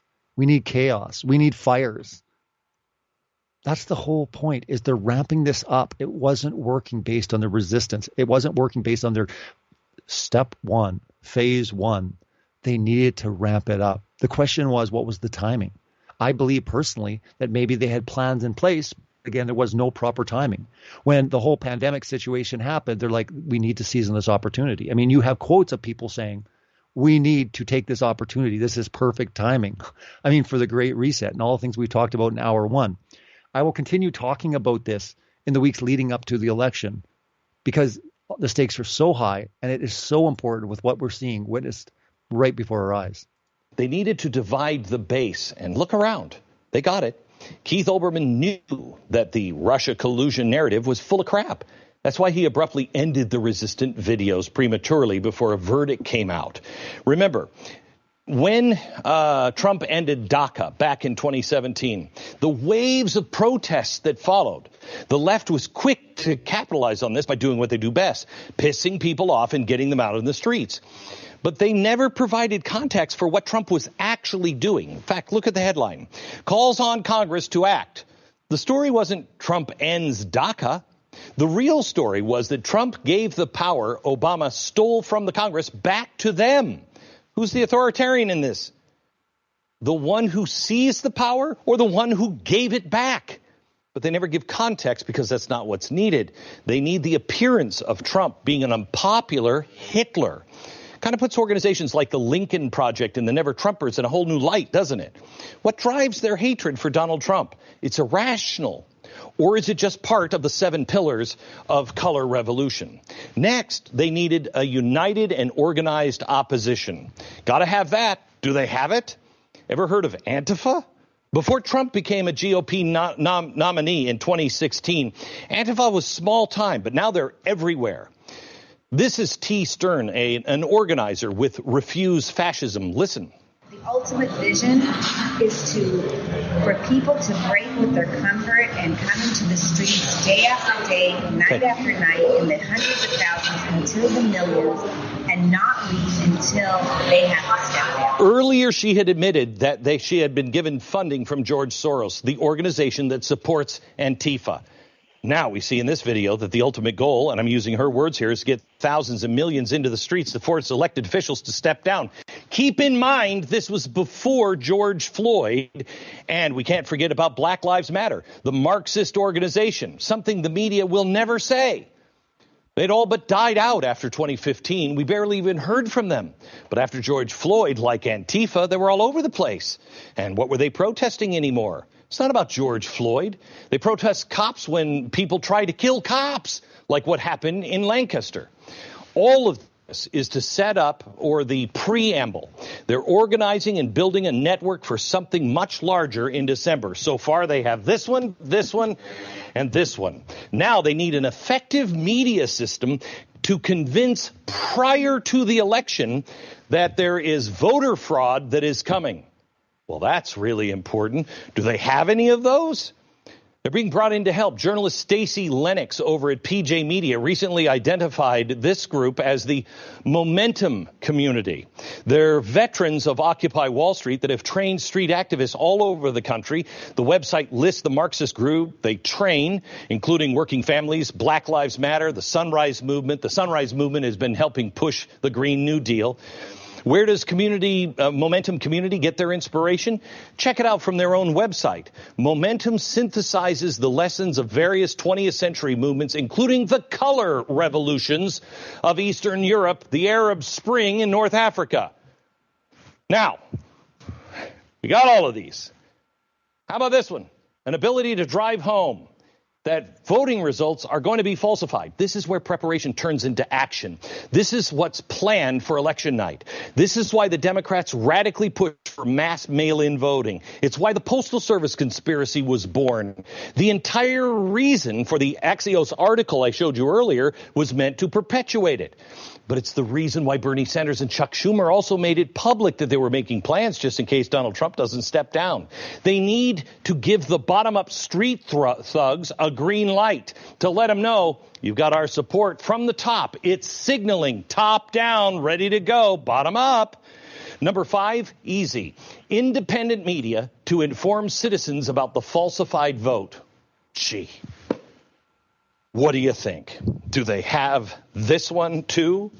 Yeah, in fact, they have something where they can just tell us, like me, if I try to tell you that this is what's going on after the election and Trump is winning, we'll be silenced. That news from an article in the New York Times I showed you earlier not only shows you how ridiculous they are, but they're playing right along with Obama's 7 pillars. They've already been prepping and are ready to unleash on election night. The last 2 in a minute. I'm going to give you a list of where We've gone through a lot here in this episode, but again, it's important for you to understand exactly what we're talking about, because when you look at all these agencies and you look at everything that they have lined up with the media, social media, education, government, police, military, with all of their activism, BLM, Antifa, right? We talked about the Fed, what they're doing now with the whole coronavirus thing, with the money, with the bailouts, with the universal income agenda. Again, that's all straight from the UN and compliance. They need the population to be compliant. When it comes to COVID, when it comes to all these things that we're seeing, shutting down churches, businesses, they're decimating the economy.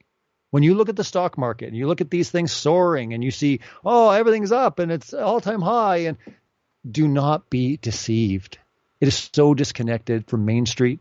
Wall Street, billionaires are just getting richer. You're seeing this happen, this take place. This is where things get really bad, when you see this differential between the poor and the ultimate rich. It's getting wider and wider. It's scary times. It's scary times. We've never seen a time where all of a sudden people are chanting, defund the police, abolish the police. It's not just defund. Oh, let's shave off the budget here a little bit. Let's abolish it. Let's have social justice warriors instead going to these. Who's going to answer 911, when you call? I mean, it's insanity. But it's not just a bunch of crazies that are saying this. It's governors. It's mayors. I mean, it is huge. We've never seen anything like this in our life. They're talking about the deep state government, people being in place for what happens after November 3rd. This might sound, you might be tuning in and you're like, this just sounds crazy. This is like 11 days away. I'm telling you right now, what's coming, no one has a complete idea of how crazy it's going to be. It's going to be crazy. They're preparing for it. I mean, we've seen so much since 2016. The day after he's inaugurated, articles, headlines, people are saying, accusing him of being Hitler. He's a fascist. He's a dictator. I mean, Hitler with a straight face. I mean, the left weren't even saying this about Bush when he won. Why? Why? You may ask. Because it was a one-party system at that point. Again, it was the illusion of choice. That's been going on for a long time. I'm not saying it's not important to get involved, federal, like when it comes to the state level or local level, or be involved. But what I'm saying is there's no doubt in my mind that these guys are all having a good old laugh and, you know, being friendly to one another. It's like a wrestling match. They look like they're enemies, but they go out and have a beer afterwards. That's the illusion of choice. They know that it's a lot easier to have that in place for the population. But what we're seeing now is there is no illusion of choice. It's not even, the two evils. It's not even that anymore. It's not. It's not. Every single institution of evil that's been set up to tear down America, Trump is against. Trump is trying to break free from it. He's trying to fight for the people. He's trying to fight for the independence. He's trying to truly make America great again. And when he says that, he's talking about staying true to the Constitution and what it stood for. Why are so many people moving to the U.S.? Why are people trying to get there in the middle of the night? By the thousands. If it's so evil and so racist and so corrupt, why does everyone want to be there? Because it represents freedom. It represents true prosperity. It's true. You can say whatever you want, but it's the truth. When you look around the world, there's a lot of incredible things. Don't buy into the lies of what they're trying to tell you. Look at what's going on. I mean, the whole idea of just standing up for the police can get you hurt. I mean, even standing for Trump, wearing a MAGA hat, even wearing a Trump shirt can get you beat up. It's dangerous in places. I do believe, though, that there's many people that deep down inside see what's going on. And the silent majority of America, I think, is going to surprise many. And I think that is what the left, that is what this whole agenda is so frightened about. What do we do? What do we do if the people are not buying what we're trying to sell them? We need to take it by force. We need to take it. We need to take it. That's what they're saying. I mean, they're saying this. This is not just some weird group that's saying it. This is the main publications. This is social media. This is, CNN, CNBC. Heck, to some extent, Fox. People say, oh, Fox is just it's just part of the whole thing. Yeah, even Glenn could recognize that. There's some great people at Fox. Tucker Carlson, there's no doubt. I'm surprised he's still there. His days are probably numbered. Who knows what's going on there? But he is speaking the truth. He is speaking the truth. Now, there's a lot of people on Fox that aren't. You could see this clearly. When Bush won, Fox would just talk praises for Bush every single sentence. When Trump won, you could turn on Fox, and they were still bashing him. Not as bad as CNBC or CNN, but they still weren't singing praises for Trump. Not at all. And I knew at that point something was off. Something was off with the system. It was normally set in place, but something had changed. Something had changed. And I think many people are starting to realize that. There's many people in the truth community that have never voted before, and they're waking up one by one. Something is not right in their spirit. And they're going against the grain. People are fighting them and laughing at them and saying, you're being deceived, and it's all part of the system, and it's all a world stage. No, man, there's something bigger going on. And yes, even with the coronavirus thing, absolutely, they're definitely trying to make the thing into this massive tragedy and horrible things, and the numbers are being contrived. But understand that while Trump's been at the helm, what has he done to advance their agenda when it came to what they want to accomplish with coronavirus? Nothing. If anything, he's fighting for people to keep their jobs open, to keep working, to keep going to school, to keep going to places of worship, to go to church. People, wake up. Wake up. If you're listening to this, seriously, if you're falling asleep while you're waking, if you're falling asleep right now, it's late at night while you're listening to this broadcast, wake up. Wake up. Take this as an important, I don't know how to explain it anymore. It's just one of those things. It's in my spirit. I'm passionate, and I'm explaining to you that all bets are off, man. This is incredibly important. We're in a pivotal point in history with everything that's taken place. You'd say, well, nothing else can surprise me. I mean, so many crazy things have happened in 2020. Get ready. Get ready. It's going to get crazier, leading even into 2021. If Trump does win, great, awesome. But it doesn't stop there. Riots, chaos, they are going to go ballistic. Do you remember when he won in 2016? Like I said, people were crying, people were protesting, kids were going out of school, like teachers were allowing all the kids. Oh, yeah, let's all the kids go out and just protest. And they were all peacefully protesting. That was peaceful protesting. There was a couple things that got out of hand there. Nothing major, nothing crazy. But literally, there'll be fires. There'll be things burning in the background. And CNN will be like, yep, peaceful protests here. Mainly peaceful. And like car dealerships are burning and houses are like, it's so insane. It's so insane right now. They don't want people to understand what's going on. They're lying through their teeth. They want revolution. They want violence. They want upheaval. They want chaos. They want it so bad after Trump wins. And again, I don't know at this point. I'm not calling it. I really sincerely pray and hope that Trump wins. But I do realize that it's not going to be just great news if he wins. Overall, yes. But the chaos that's going to ensue, the extent of how far they're going to go, I don't know. I would hate to even think that maybe, they're going to even think even further. I mean, I'm not even going to mention it. But I'm saying I don't know how far they're going to go to remove Trump. I really don't know. But we saw insanity in the first 4 years. What's going to happen in the next 4? I don't know. Pray for Trump. Pray for his family. They're up against such incredible odds right now. Pray for them. I mean, we are told in Scripture that we should pray for our leaders. We should have been praying for Obama or Clinton or what. It doesn't matter. We're supposed to pray for our presidents. We're supposed to pray for our leaders. That's what we're commanded to do. Pray. There is so much evil in the world, and we know this. And when someone is standing for the truth and standing for good, we need to pray even more fervently than we have before. God does answer prayers. And maybe this whole thing is one massive test as well, saying, I set before you 2 options. Which one are you going to choose? Not choosing is choosing. Remember that. And I'll tell you one thing, the Bible is very clear. God hates lukewarmness. He says, I would rather you either hot or cold, but lukewarm, I will spit you out of my mouth. Lukewarm is not good. Don't think being passive and saying, well, you know what, I'm just not going to do anything and it's okay. I'm just going to stay out of it. Right? You need to stand up. Morally, if anything, like I said before when it came to Trump, personally, you don't have to like him. Stand up morally for what he stands for what that agenda is when it comes to the morals, what aligns with your beliefs. Forget personality. You've been duped into this complete lie that it's all based on personality. Oh, Trump, he's a sexist, he's a racist, he's a bigot, he's a fascist, Prove it. Prove all things, the Bible says, right? Do your own research. Stop listening to what people are saying. When people are interviewed and someone says, Trump is this. Oh, can you give me an example? They just stand there like a zombie. Try it sometime. Say, what are the top 3 things that Trump has initiated in policy that is most destructive to America?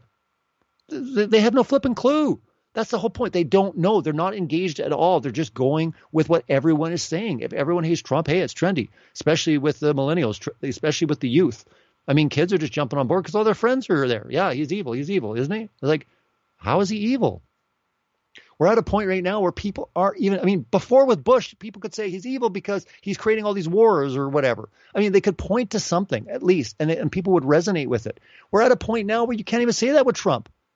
Trump hasn't started any wars. Do you know that Obama started more wars than Bush? Bush was the warmonger, okay? He was this crazy warmonger, and the whole dynamic was, no, we need to bring the troops home. We need to bring the troops home, right? So then Obama wins. What happens? Obama starts more wars on his watch than Bush did. Go figure. How does that work? Because the globalist agenda was exactly the same. War is good. They want war. It's good for business. It's good for the bottom line. It's good for a lot of reasons, for world domination and for their plan. Obama created more wars than even Bush. And yet he was on the side of change. We're bringing the troops home. War is bad. Bush is bad.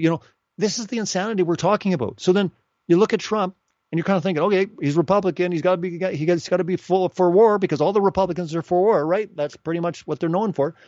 War is not even brought up anymore in the debates. I mean, the debates aren't even anything about even policy hardly anymore. They're just like, and then you get into climate change. Don't get me started on climate change. It's in the Great Reset. We need the climate and the racial initiatives to bring upon the Great Reset. We need to teach the world the dangers and how they can be cooperating on saving Mother Earth. This is Gaia worship.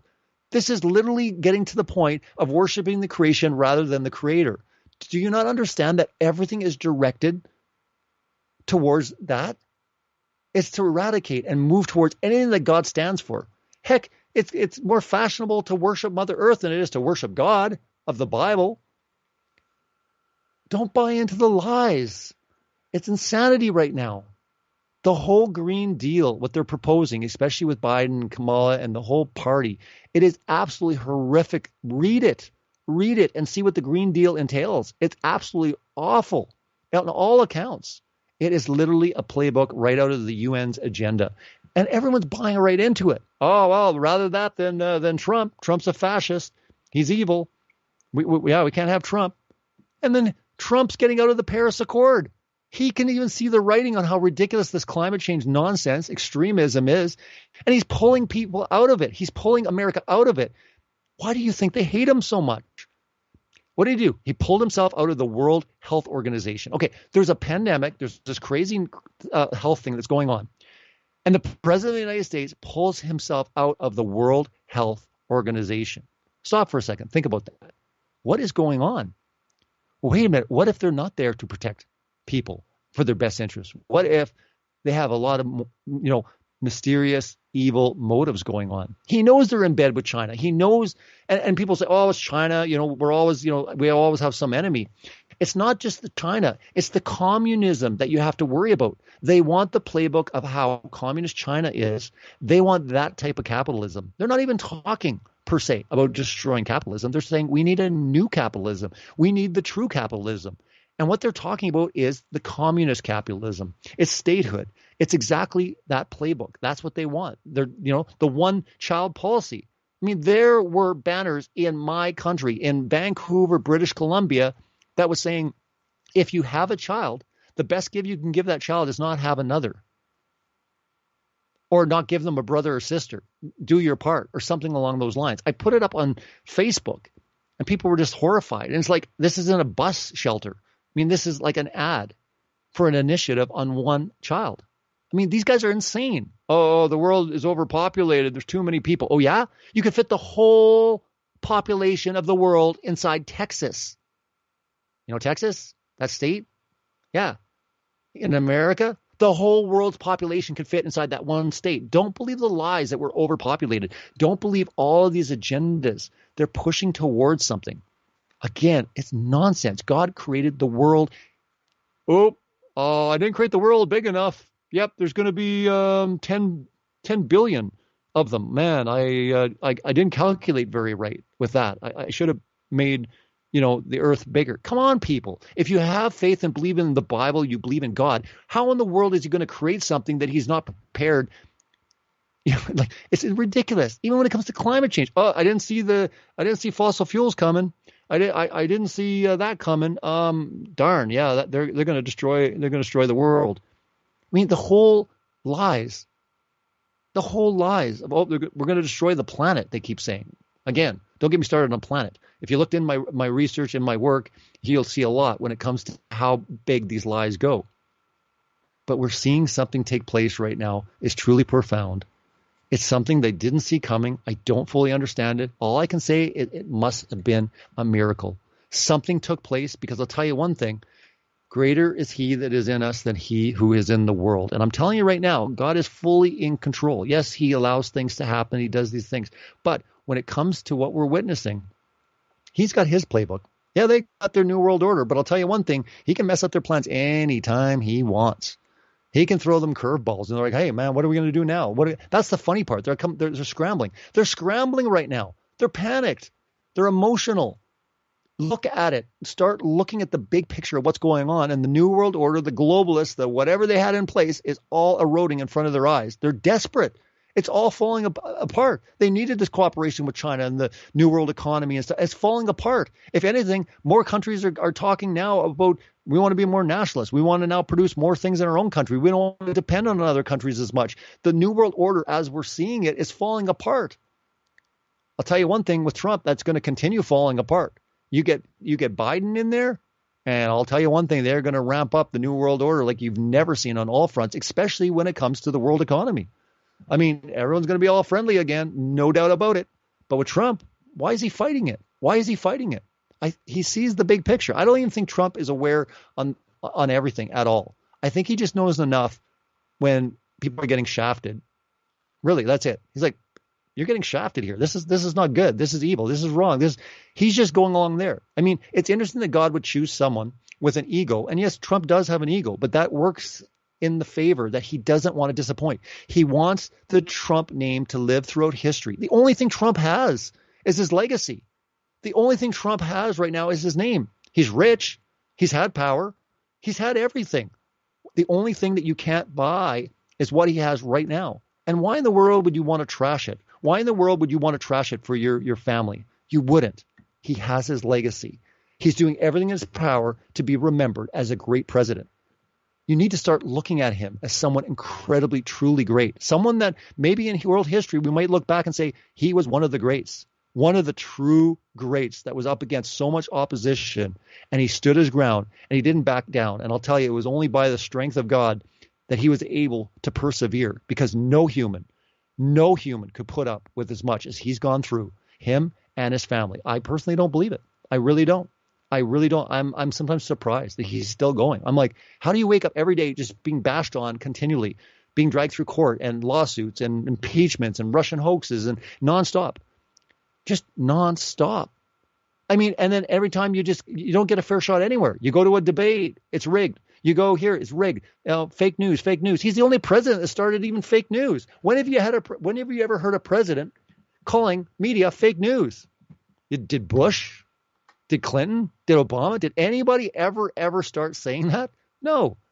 He's saying it. What president started like bashing the UN? I mean, he got invited to the UN early on, and he basically gave them the middle finger. They hated it. And that's when they just went ballistic. They tried to kind of bring him in, and he said, no, thanks. And they said, okay, well, we definitely know our answer now, and now we're going to do everything in our power to get him out.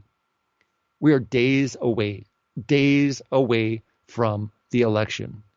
This broadcast is October 24th, 2020.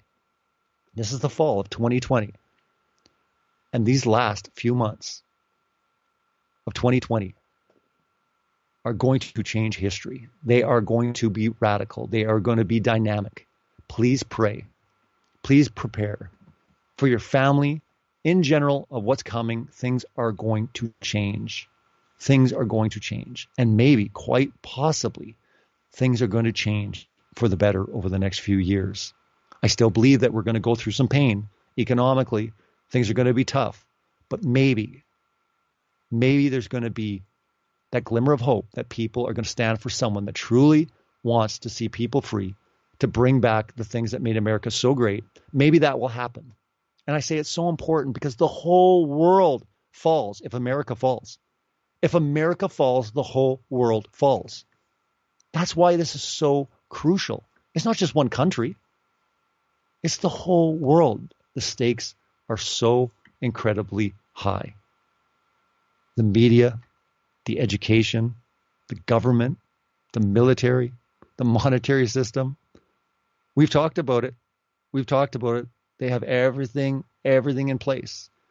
And I mean, there's some good, strong patriots out there. There's people that God has placed, in my opinion, that are there. I don't know the outcome. I'm only praying for it to go the way I want it to go.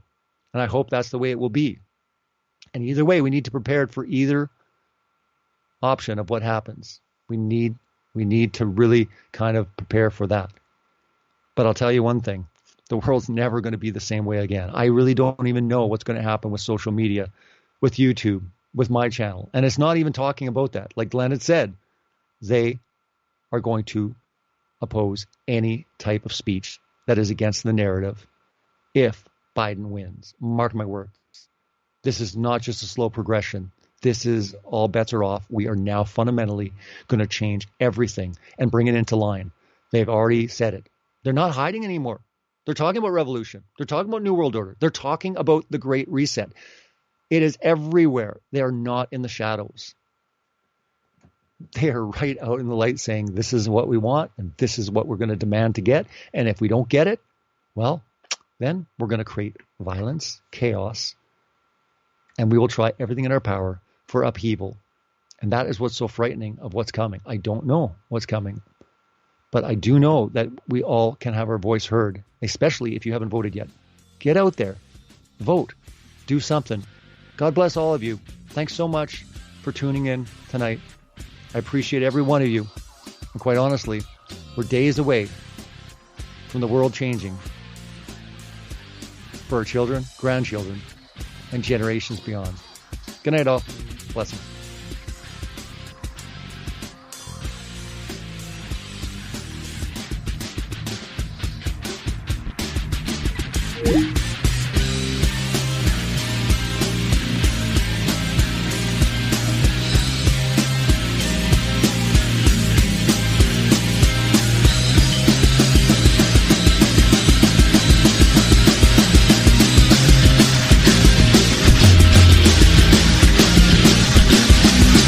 Thank you for listening to Revolution